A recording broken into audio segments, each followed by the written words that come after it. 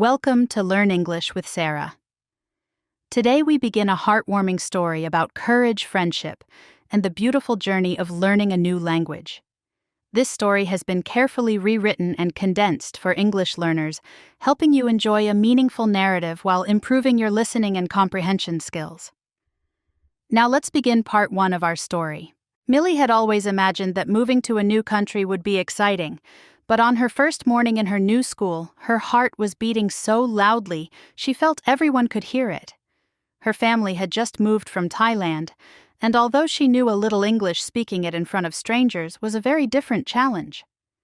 As she stepped into the bright classroom, her teacher, Mrs. Parker, welcomed her warmly and asked the class to be supportive. Millie nodded shyly when Mrs. Parker invited her to introduce herself. She tried her best to speak, her voice trembling as she said, "My name is Millie. I'm from Thailand. Nice to meet you." A few students giggled. The sound stung her more than she expected, and she wanted to disappear inside her chair. But Mrs. Parker quickly brought the class back to order, telling Millie she would get used to everything soon. Millie smiled weakly, grateful for the kindness, even though her hands were still shaking. The lesson that day was about places in the city. Pictures flashed across the projector and students eagerly raised their hands. When Mrs. Parker asked about the picture of a market, several students replied confidently. Millie watched, wishing she could answer with the same ease. When the teacher gently encouraged her to try, Millie froze. Words floated in her mind, but none seemed to form properly. Another giggle came from the back of the classroom. Her cheeks turned red and she whispered that she wasn't sure. Mrs. Parker reassured her and asked another student, Fanny, who gave a clear answer. "A market is a place where people buy and sell things." Millie felt thankful and embarrassed at the same time, wishing she could speak like that. Later that day, Millie sat alone at lunch, replaying the uncomfortable moments in her mind. That was when a girl approached her table. "Is the seat taken?" she asked kindly. Millie shook her head. It was Fanny. She sat down with a friendly smile and introduced herself properly. She told Millie she was also in Mrs. Parker's class and had noticed she looked a little sad. Millie admitted that English felt very hard and that she hated how other students laughed at her mistakes. Fanny shook her head firmly. "Learning a new language is tough for everyone," she said, "but you're brave for trying and I can help you if you want." Millie's eyes brightened as if someone had opened a window in a dark room. She eagerly accepted the offer, and the two girls agreed to practice after school at the library. Their first study session came quickly, and Fanny made it surprisingly fun. She pointed at items in the supermarket aisle and asked Millie to name them. When Millie hesitated, Fanny explained patiently. "This is cereal," she said, tapping the colorful box. Millie repeated it carefully. "Cereal." Fanny grinned. Perfect. Even small successes filled Millie with pride. When they needed help finding baking supplies, Fanny encouraged her to ask the clerk herself. Millie gathered her courage and did it slowly but correctly. Fanny gave her a high five, and for the first time Millie felt a spark of confidence. Their study sessions continued with movies, books, and short conversations. Millie learned new words like tripped and practiced forming sentences from a storybook. When she successfully interpreted a line about a fearless explorer entering an unknown jungle, Fanny applauded her. The praise warmed Millie more deeply than she expected. Day by day, she began understanding more, speaking more, and worrying less. One afternoon, Millie looked at Fanny with heartfelt gratitude. "You're like a big sister to me," she said softly. Fanny smiled with gentle warmth. She told Millie she was doing all the real work, that she tried every day, that she never gave up, and that her effort was the true reason she was improving. And slowly, Millie began believing that maybe she really could belong in this new place. Maybe English didn't have to be scary. Maybe she could grow just like everyone else. As the weeks passed, Millie's world slowly began to expand. She was no longer the silent girl sitting alone at lunch. Instead, she found herself laughing with Fanny, asking questions in class, and even attempting short conversations with other students. Still, even with her growing confidence, there were days when she felt overwhelmed by the complexity of the language surrounding her. Yet every time she stumbled, she remembered Fanny's steady reassurance. Practice makes perfect. One afternoon on her way home, Millie saw her neighbor Layla struggling to carry several grocery bags. Layla had recently moved into a new place and mentioned once that she was staying with her landlord temporarily. Millie hurried over to help. Layla looked exhausted and explained that living with her landlord was more challenging than she had expected. The landlord, Mrs. Henderson, was strict and disliked noise of any kind. She enforced rules like no friends visiting, no loud sounds after 7:00 p.m., and no returning home after 11:00 p.m. Millie listened quietly, feeling a sense of empathy.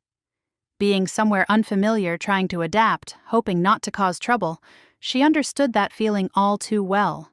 Later that evening, Layla messaged Millie saying that Mrs. Henderson had scolded her for watching a movie too loudly, even though she had used headphones.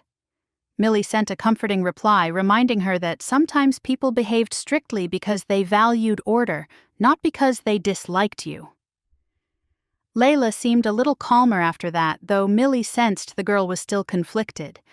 It made Millie think about how many different struggles people carried silently. Meanwhile, Millie's own evenings continued to be filled with English practice. She and Fanny often met at the library or at a quiet corner under a tree outside school. Sometimes they watched short movie scenes together, rewinding and pausing to break down difficult phrases. Other times they read children's books or articles exploring new vocabulary. Fanny had a gift for making everything feel manageable. When Millie mispronounced a word, Fanny corrected her gently, often laughing in a way that made Millie laugh too, dissolving the embarrassment. One weekend, Fanny invited Millie to her house to help her bake cookies for a class event. Millie was nervous at first. She had never been to an American friend's house before, but she was also excited. When she arrived, she was greeted by the warm smell of vanilla and the cheerful sound of Fanny's younger brothers running around the living room. Fanny's mother welcomed her with a kind smile, telling her she could think of their home as her own. Millie felt a sudden wave of comfort wash through her. The baking process was messy and full of laughter. Millie learned new words like whisk dough and baking tray. She spilled flour on the counter, and Fanny jokingly declared her the queen of flour clouds.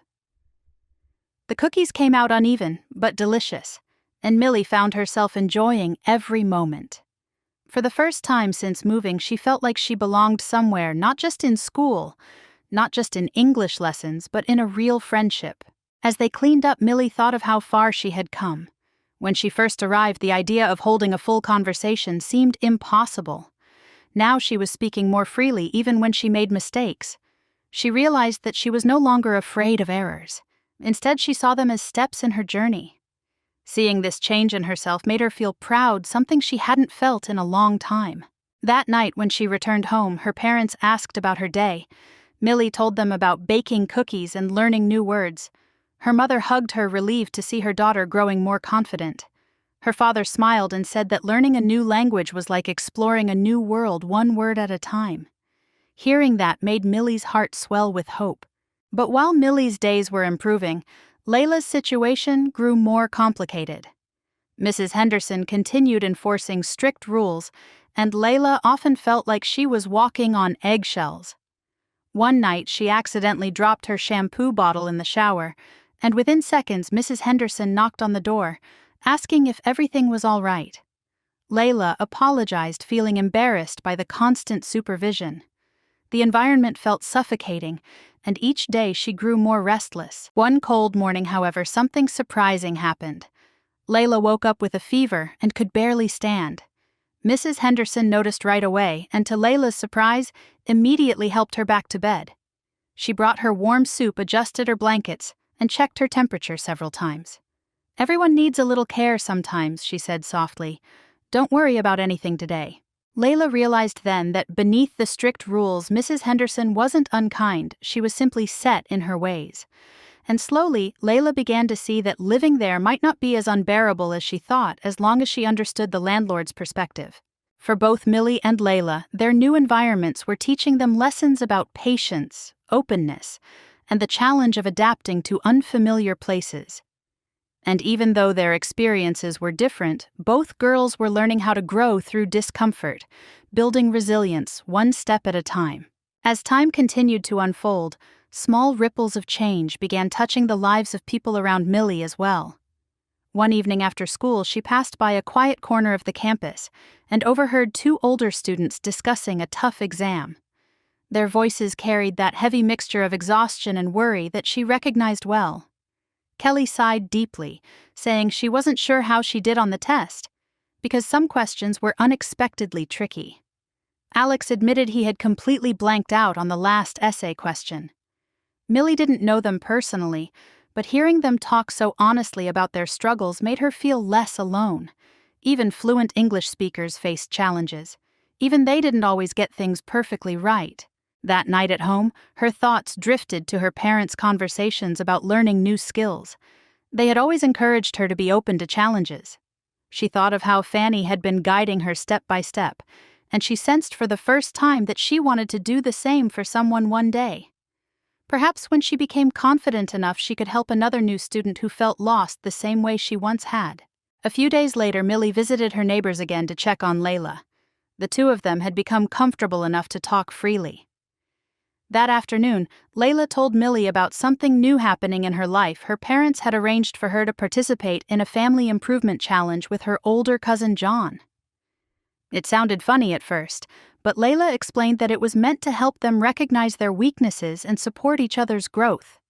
Their activities included cooking, exercising, and managing household responsibilities. Millie listened with curiosity as Layla described a morning when John couldn't wake up on time for their scheduled exercise, even though he had set an alarm. Layla had to shake him awake, laughing at how sleepy he still was. John grumbled, but eventually stumbled out of bed complaining that he needed more motivation and maybe even several alarms next time.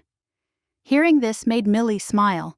She liked the idea of people pushing each other gently to improve. Layla also told her about John's journey with cooking. One evening he attempted to cook lamb for the first time, but the result was a little strange. The meat was dry and the sauce overly sweet. Instead of giving up, he tried again with Layla's help. They added lemon juice and a few chilies, transforming the flavor completely. The second attempt was delicious. That success became an important moment for both of them because it taught them that even beginners could create something wonderful when they didn't give up. The way they encouraged each other reminded Millie of her own friendship with Fanny. She realized that growth always felt easier when there was someone cheering you forward. One Saturday, while waiting for Layla at the park, Millie practiced reading aloud from a short English book. She repeated sentences quietly, trying to improve her pronunciation. An elderly woman walking her dog happened to pass by and paused for a moment. "You're practicing very well," she said kindly. "Don't be afraid of speaking. Your voice matters." The unexpectedly gentle compliment made Millie beam. It was a reminder that support could appear from anywhere, even from strangers who only witnessed a small moment of your life. Near the end of the month, something special happened at school. Mrs. Parker announced that the class would present short speeches about their experiences learning something new. Each student was given a few days to prepare. When Millie heard the assignment, her first instinct was panic. The idea of speaking in front of the class, every eye staring at her, waiting for her words, felt terrifying. But when she told Fanny about it, her friend smiled confidently. "This is your chance, Millie. You've worked so hard. I'll help you prepare. You can do this." Over the next several afternoons, they practiced together.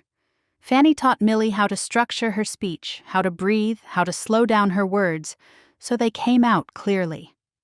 They rehearsed in the library under the playground tree, and even in the supermarket aisle when they passed by each other. With every practice session, Millie's fear loosened just a little. Finally, the day of the speeches arrived. As she stepped up to the front of the classroom, Millie could feel her pulse racing. Her hands trembled slightly, but when she looked at Fanny, who gave her a reassuring nod, something inside her steadied. She took a slow breath and began speaking about her journey learning English, her fear of being laughed at, and the kindness that helped her grow. Although her voice wavered at first, it gradually grew stronger. By the time she finished, a quiet hush filled the room, followed by warm applause. For the first time since moving, Millie felt truly proud. She had spoken in English not perfectly, not flawlessly, but bravely, and in that moment she understood something powerful. Courage didn't mean being unafraid. Courage meant trying even when fear traveled with you. After her speech, Millie felt as if a gentle weight had been lifted from her shoulders, one she hadn't even realized she'd been carrying. The encouraging applause from her classmates felt warmer than sunlight, and for the rest of the day, she walked through the school halls with a quiet confidence she had never experienced before.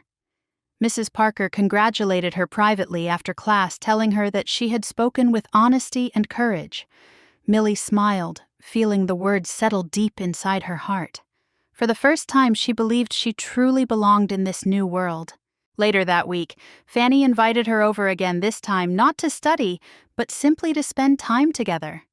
They watched a movie, shared popcorn, and laughed at scenes that reminded them of Millie's early struggles with English idioms. Millie realized how much she had changed, not only in her language skills, but in her ability to relax, to connect, and to see herself as capable. And through these small moments, she understood that learning English had become more than vocabulary and grammar. It had become a bridge connecting her to new friendships, new opportunities, and a new sense of identity. Meanwhile, Millie continued checking in on Layla, who seemed to be adjusting gradually to life with Mrs. Henderson. One afternoon, Layla shared how surprised she was by the landlord's softer side, especially after the day she fell ill, and Mrs. Henderson cared for her with surprising tenderness. "She still has her strict moments," Layla said with a laugh, "but I think she just likes things peaceful. She's not trying to make my life miserable." Millie was glad to hear it. She had learned that people sometimes showed their care in ways that didn't look like kindness at first, and Layla's experience seemed to reflect that same truth. Their conversations became a source of comfort for both girls. Millie shared her progress learning English, and Layla shared her family improvement challenge with John. They exchanged stories about personal growth, small victories, and moments when they thought they might fail, but tried again anyway. There was something reassuring about knowing that everyone around them was learning even in ways that had nothing to do with school. One afternoon, as Millie and Fanny walked home from class, they passed the school playground where younger children were playing tag. A girl who looked about 6 years old tripped and began to cry. Millie reacted instinctively and knelt beside her. The little girl sniffled that she didn't speak much English and didn't know how to ask for help. Millie felt a sudden tug at her heart. She gently helped the girl stand and whispered, "It's okay, I understand." Then she repeated simple words, slowly helping the girl calm down. The girl nodded gratefully. As Millie walked away, she realized she had just helped someone the way Fanny had helped her. The thought warmed her deeply. At home that evening, her parents noticed how bright she looked. They asked about her day, and Millie told them everything: the speech, the applause, the girl on the playground, and how she no longer felt afraid of making mistakes. Her father listened with pride. "Languages come from the heart before the mouth," he said. "When your heart opens, your voice follows." Millie didn't fully understand the meaning at first, but later as she prepared for bed, she realized he was right. English wasn't just a skill she was learning. It was a door she was walking through step by step into a bigger, wider world. That night, Millie stayed up rereading her speech. She noticed how the words seemed to flow more naturally now. Perhaps it wasn't perfect, but it was hers. Her story, her voice, her courage. She thought back to her first day in school when even the simplest sentence felt impossible, and the memory no longer filled her with embarrassment, it filled her with gratitude. Without those difficult moments, she would never have understood how far she could come. Over the next few weeks, Millie continued improving steadily. She wasn't fluent yet, but fluency no longer felt like a distant dream. It felt like a path she was already walking. She made mistakes, laughed at misunderstandings, learned new words, and taught a few to others along the way. She realized that learning didn't need to be perfect. It just needed to be honest. One afternoon near the end of the school term, as she walked home with Fanny and Layla, Millie looked at the sky painted with late afternoon colors and felt something calm settle over her. She understood now that every fear she had carried was simply an invitation to grow. Every challenge was an opportunity to become braver than she had been the day before. And every person she had met, whether strict, kind, clumsy, or encouraging, had played a small part in helping her find her place. In her heart, she whispered a quiet promise to herself: no matter where life took her, she would always keep learning, keep growing, and keep opening her world through language. Because every new word was a small miracle of connection. And every new connection was a reminder that she was never alone. Thank you so much for listening to this story. If you enjoyed it and want more stories to help you learn English naturally and beautifully, please remember to like, share, subscribe, and leave a comment below. Your support helps the channel grow and brings more stories your way.